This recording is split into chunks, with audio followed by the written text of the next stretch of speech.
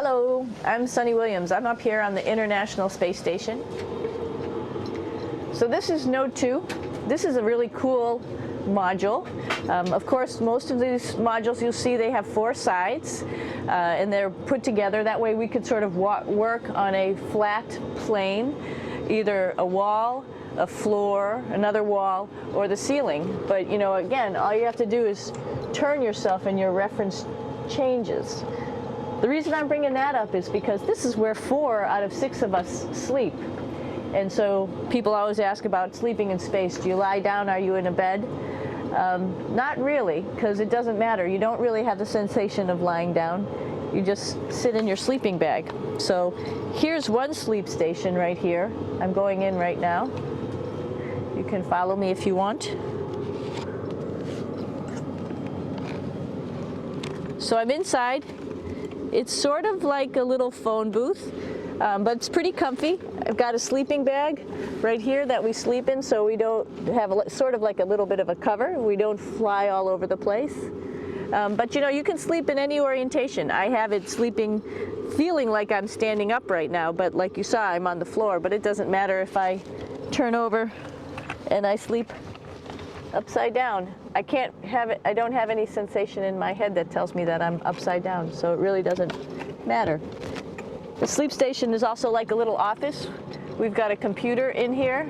As you can see, we've got a couple little toys. I've got some books. I've got some clothes and other things that make it sort of like home. I'm coming out. And just for reference, that's one sleep station. This one's another. Right here. There's one on the ceiling, if you want to call it. Right here. And then there's a 4th on the other wall over here. So all of us sleep in a little bit of a circle. All right, come on back. There's more to show you.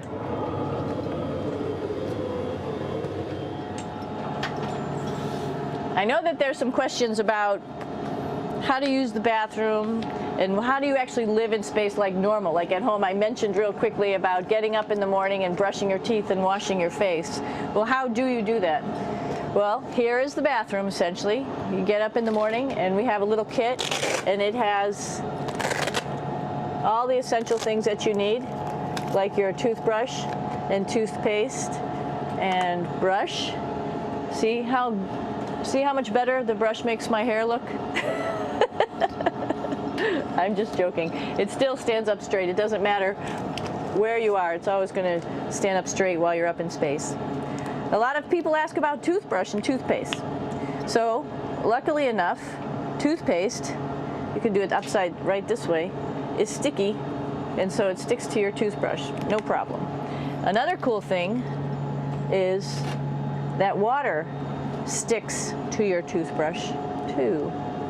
If you can see it, I'll have some water come out. The water is pretty neat up in space.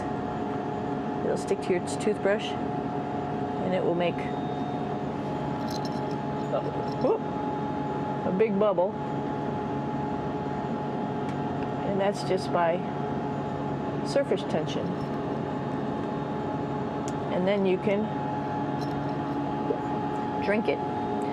So a lot of people ask about what do you do with the toothpaste after you brush your teeth.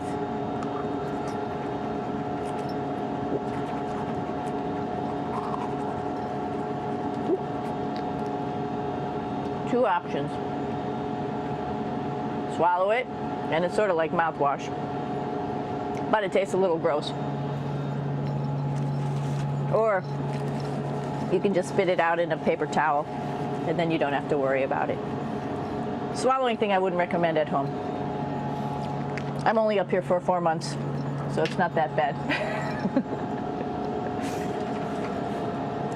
One of the most pressing questions about living in space, of course, is the bathroom. So let's take a look at that little piece of work. Come on in.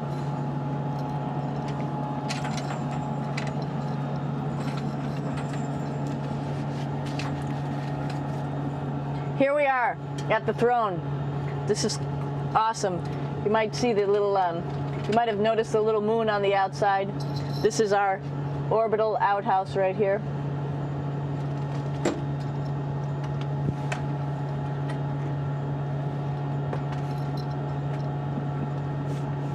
And of course, it serves for two functions. Number two, right here. I'll show you. But you see it's pretty small, so you have to have pretty good aim, and you'll be ready to make sure things get let go the right direction. And it smells a little bit, so I'm closing it up. And that's of course for number two. And this guy right here is for number one. So they're sort of two slightly separate functions, but you can do a little, essentially both, by hanging on right here and doing number one and number two. I might add it's color coded, so you really don't get it mixed up, which is nice. This is yellows for number one. And also there's a selection of paper. People always ask about toilet paper. What do you do with toilet paper? What kind of toilet paper do you have? We have gloves, just because sometimes it does get messy. We have some Russian wipes, which are a little bit coarse if you like the coarse type of toilet paper. We have some nice tissues, which are nice and soft if you like soft toilet paper. We have Huggies, just for any cleanup. You know, we were all babies once, and this sort of helps. And then if things get really out of control, we have disinfectant wipes, just to make sure we clean up here. Because, you know, just like the water I showed you, the number one stuff can sort of go all over the place if you don't aim correctly. And did I mention both of these have a little bit of suction, so they should keep things going in the right direction. But like I said, sometimes things get a little out of control if you are out of control yourself flying around. So we have lots of protective stuff. And of course, you do have your privacy. There's a little door,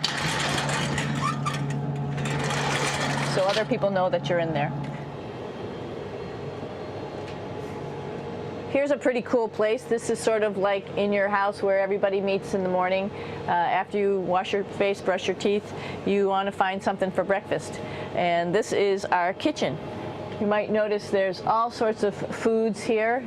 It's like opening the refrigerator. You got all your different stuff that you want to have: drinks, meats, eggs, vegetables, cereals, bread, snacks.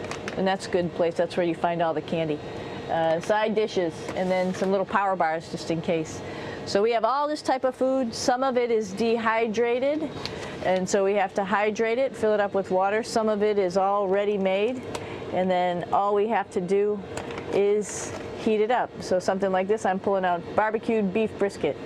Pretty yummy.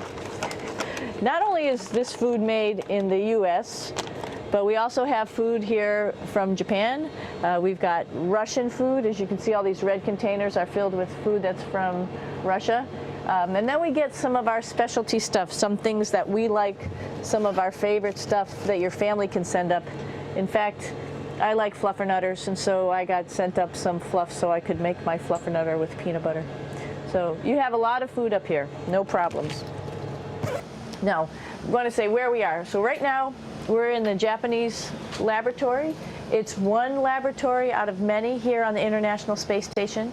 It's actually on the left-hand side. If I was International Space Station and I was flying through space like this, my left hand would be where the Japanese laboratory is.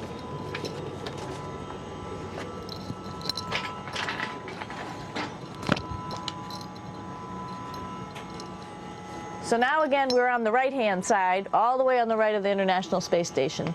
This is Columbus, the European module. It has science experiments all over. You could see it looks a little bit crowded. And here we do a lot of our medical experiments.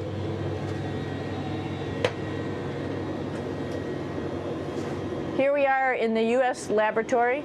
Again, this is a laboratory with science experiments on all of the walls here, all sorts of stuff that we do. And one of the things we also do is we exercise. We have some exercise equipment on board the space station. We need to do that because we lose bone density and muscle mass while we're up here, and that's a result of not having to fight against gravity. So how we keep ourselves in shape are with a bike, a treadmill, and a weightlifting machine.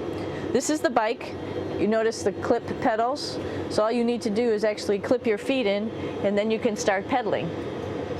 You don't need a seat because you don't sit down. Actually, I haven't sat down for 6 months now, so you don't need any type of seat. Just make sure you're held in with your pedals. You probably see that the bike bounces around a little bit. As I move it, it's not steady and held to the wall firmly. And the reason for that is the space station is pretty big. You saw that there's also solar arrays on the space station. If we start putting any forces into the space station, it's going to make those solar arrays bounce around a little bit. So to prevent that, the machines bounce around a little bit, move around a little bit, and that way we don't put any forces onto the structure of the spacecraft out to the solar arrays. All right, a little farther on. Come on.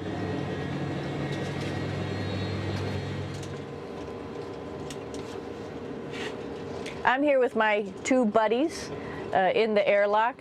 Actually, these are two spacesuits that are ready, primed up to go outside, as we call it, to go do a spacewalk in case we have to do anything outside. Some of the things we do outside are just like inside, repairs. We have a lot of electrical boxes and machinery and solar arrays, in fact, that I talked about earlier, that are outside, and sometimes they don't work quite right.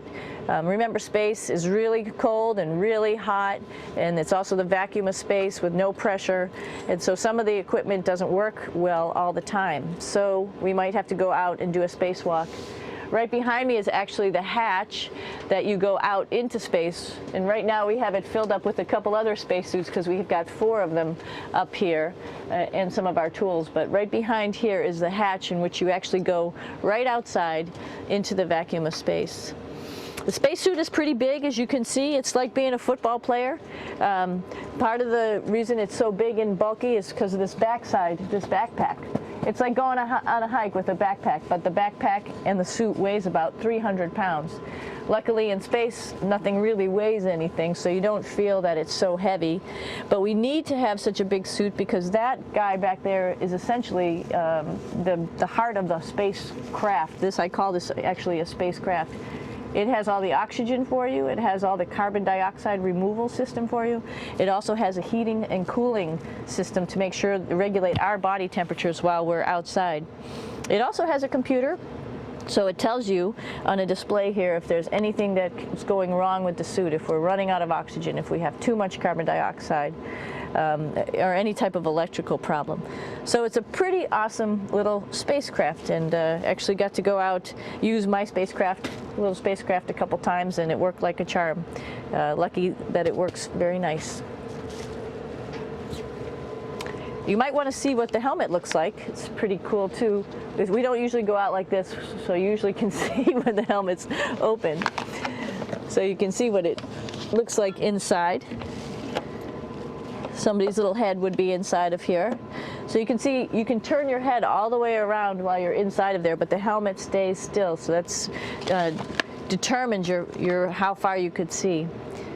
And it's usually pretty sunny out there, so we have to wear our sunglasses, and this is our sunglasses right here, which make you look pretty cool.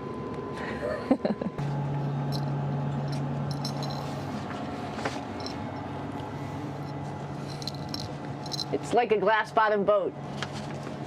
This is the cupola. It sticks down below the space station. It's one of those places you find yourself hanging out in all the time because all you want to do is look back at our planet. I think some questions I had were about what do you do in your free time? And you can't help but want to just come to the cupola and look outside as much as you can.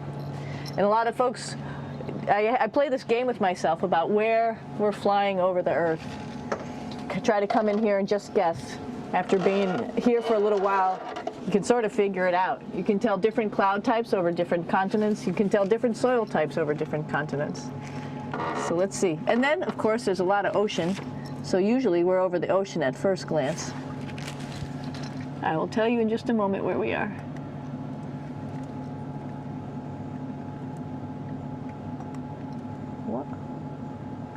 There we go. So right now we are right over Africa. It's a little bit cloudy, as you can tell, but we're right over the continent of Africa. Hey, what's that?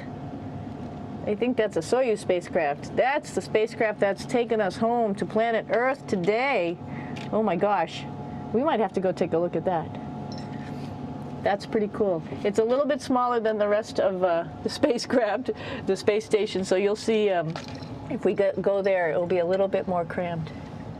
But we're going, you can look all the way back to the back of the spacecraft, which is where the Russian segment is, and then you could look all the way forward to the front of the spacecraft, where the Japanese laboratory, the European laboratory, and the American laboratory are, and then back to the solar arrays where we started this morning when we were looking out the Japanese window.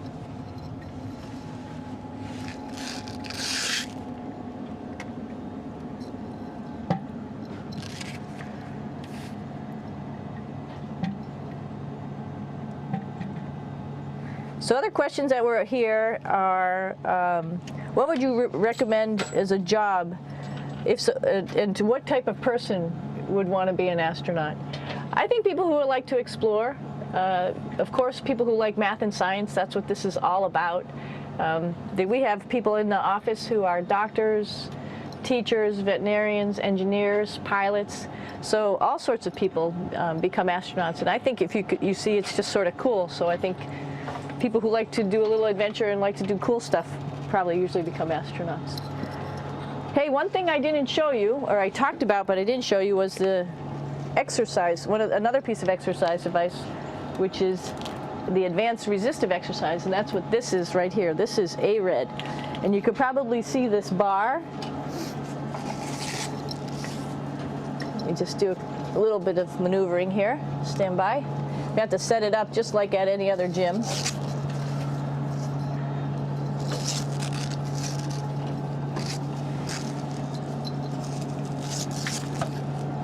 Hold on. Show you how this works.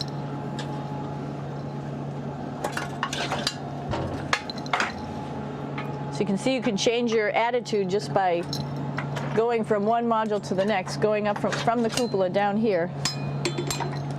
This is what we call the ARED. And with this, you can lift weights based on vacuum in these cylinders, just like you do at home at a gym. For example, if I wanted to do a squat, I could do it like this. Oops. I should need some weight on this thing. I'm not lifting with anything, so it's too easy. One of the cool things you could do things that you can't do at home. For example, single leg squats with just one leg, because the other leg, you won't fall over. So all sorts of stuff. You can also do bench press. We have a bench that we could add on here, so you can work on your beach muscles.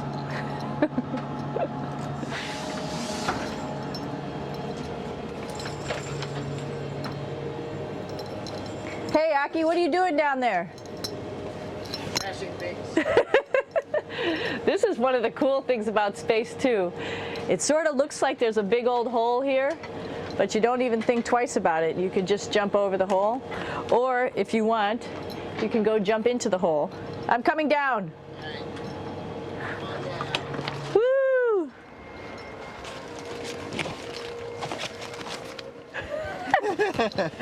Then you can come right back up again, like Superman. Woo!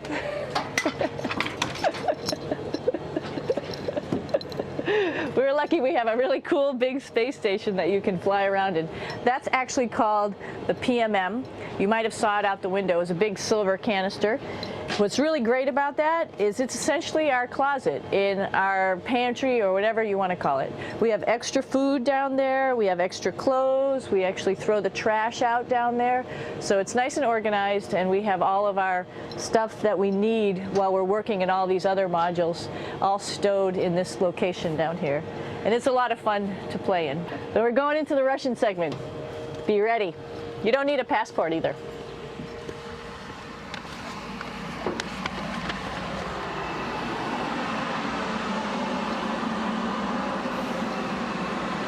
It goes a lot farther back than this. We'll go take a trip and say hello to the boys down there in just a minute. Well, let's do that first, actually, and then we'll go down to the Soyuz at the very end. This is Yevgeny. Hi. Doing a little tour.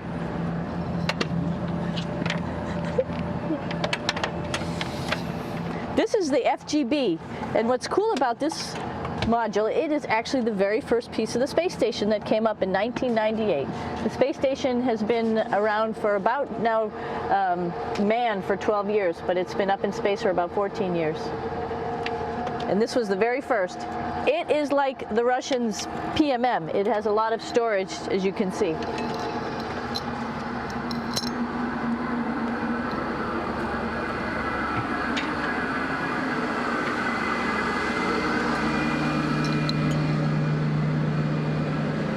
Можно? Снимаем. Чуть-чуть. So here we are in the heart of the space station, really. This is the service module. This is the central post. In case we had any problems, I know a couple of the questions were about what type of things do you have to worry about. And some of the things we have to worry about in space are fire. If we had a fire, if we had a depressurization, like we were hit by a micrometeorite and it made a hole, or if we had some type of toxic atmosphere. We use ammonia for our radiator, so there is a possibility that ammonia could come into the vehicle, and then it would be bad for all of us. If we have any of those problems, we come right here, which we call the central post. It is the main heart of the space station. It was also the first computers that came up here that ran the space station. And so behind this wall right here are these main computers. So we gather here as a group of 3 or 6 and then figure out how we're going to either fight the fire, patch the hole, or solve the toxic spill. And what's cool about this module, of course, it's the central post. It also has great windows right down toward Earth. It has controls to fly in visiting spacecraft if they need some assistance right here. It has Russian computers as well as American computers to help us control anything we need to on the space station. It's a couple of our crewmates back there, Oleg Novinsky on the right and Yuri Malenchenko on the left. And there's also a second bathroom here, which is really cool because 6 of us going to one bathroom is really tough. And so there's one bathroom here and one bathroom on the other side where I showed you. And you can probably see on the wall behind Oleg and Yuri some of the heroes of the space program. Sergei Korolev, who was a chief designer of putting men into space, and of course on the right-hand side, Yuri Gagarin, the first man to go into space. So just reminds us of our roots. Yuri, what are you doing? Что делать? Making coffee. Oh. Black coffee. Yeah. Looks good. Okay. Спасибо. We're going to check out our Soyuz real quick. Make sure it's ready to go. All right, back to the Soyuz.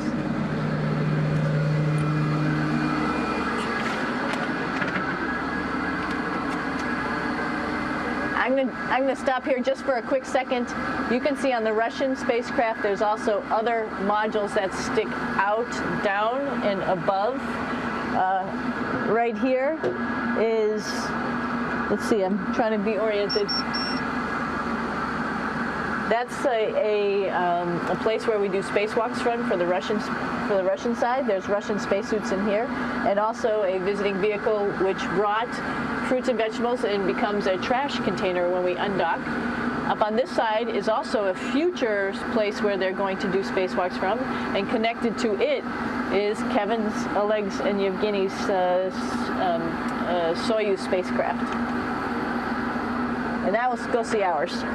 Whoa! Извините. No problem. Это пробка.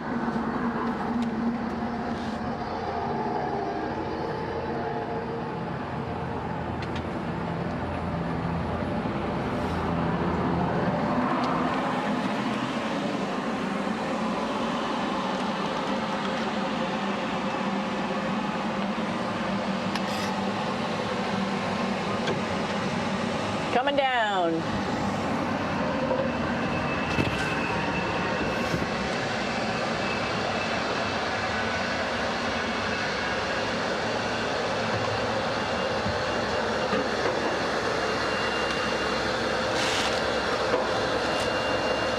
It's a little tricky getting in here.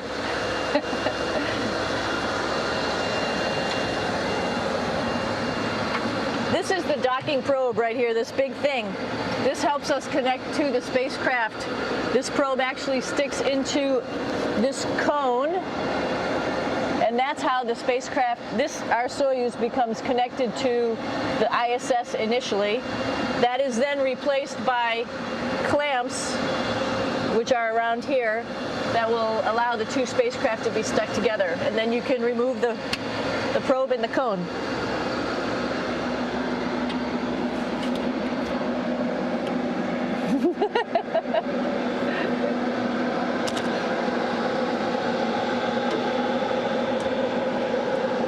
You okay? All right, so here we are in the Soyuz. This is what we call the BEO, the living compartment, bytovой отсек in Russian. It also has a little bathroom. It's not as good as the other bathrooms, so we try not to use it too much. It has drinking water in it if we need something to drink. And then, of course, it's filled up with a lot of cargo for us. Bringing up and also bringing back down. It has a second purpose when it comes back to Earth. It serves as a garbage container. During the descent, we'll get rid of this area right here, and everything that's in it will just burn up as it's coming into the atmosphere. So that way we can get rid of a little bit of trash. But the main area where we were on launch and where we're going to be on descent is down here, because we're not part of the trash. So we're in a safe place. So we're in the descent module, SA. It's a little small, but you can get in.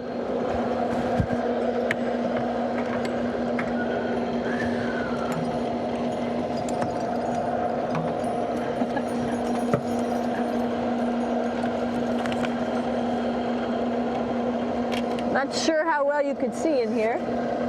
Hold on for a second. I'm going to turn it up this way, just so you could see the hatch and you could see Kevin. It's a little bit small, but we'll come in and show you around.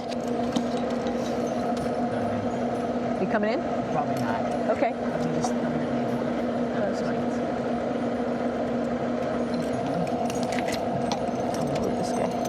Got to move a couple things. We were just starting to get ready. We're preparing a couple days ago for our ride home. It's a little bit squishy, but everybody asks, how do you sit in the Soyuz? And you sort of sit in your seat like this.